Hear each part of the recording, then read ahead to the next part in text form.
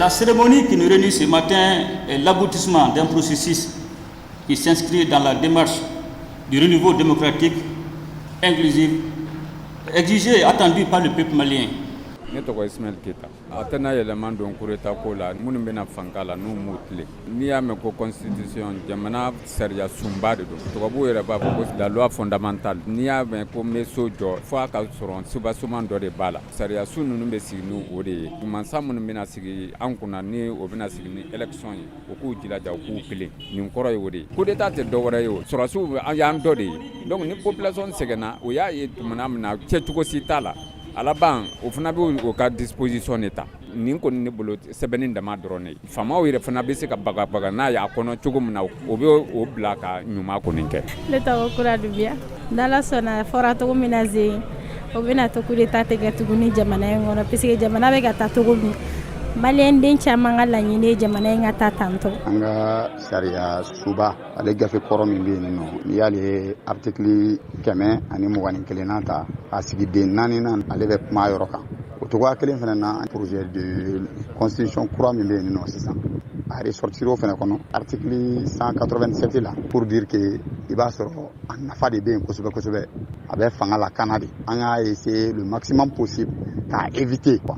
donc ne bolo c'est une très bonne chose a ka ye kura kɔnɔ i n'a fɔ a bɛ kɔrɔ ye kɔrɔlen kɔnɔ cogoya min na. Ne tɔgɔ Abulayi Sidibe constitution ko tɛ koyi jogo ko de don. Ne tɔgɔ Umaru Dunbiya coup d'état n'i y'a jateminɛ tiɲɛ don jamana ko caman bɛ yen a b'a lasumaya bon yafa tɛ k'a ma fɛnɛ o sɛbɛnnen don nka ni politiciens n'u y'u tile a tɛ kɛ nka n'u m'u tilen fɛnɛ fɛn min don a kɛli bɛ kɛ wajibi yɛrɛ ka d'a kan dernière option de don so n'an se b'a la a kɛli man d'an si ye ka d'a kan a bɛ jamana lasegin kɔfɛ kosɛbɛ a wagati kɔnɔna la kuma ye tilen de n'u tile coup d'état tɛ kɛ nka n'u m'u tilen kɔni a sɛbɛnni t'a bali kɛli la dɛ. Ne ye Musa Zanjara ye sifin tɔnjɛkulu dɔ bɛ Mali kɔnɔ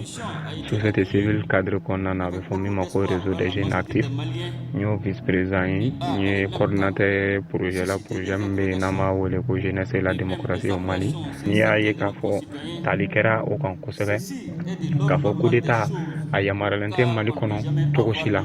donc hali ni a kɛbagaw fɛɛrɛ ka sigi mun na protection tɛ se ka k'u ye n'an b'a fɔ ko amnistie n'i ye constitution kura in ta k'a jateminɛ fɛn min tɔgɔ ko coup d'état a yangilen don constitution in kɔnɔ a article 187 kɔnɔna na et je crois bien a ye tali kɛ fɛnɛ constitution kɔrɔlen comme a fɔra cogo min na min taara 25 février 92 la o tun y'a ɲangi cogo min na et je crois bien malidenw ka laɲini tun don fɛnɛ pour que an bɛ nin gɛlɛya min kɔnɔ gɛlɛya wɛrɛ kana na se ka bange nin ko in kɔfɛ u ka laɲini dɔ belebeleba ye jumɛn ye fanga ka se ka sɔrɔ kalafili siraw fɛ ni fanga taraki.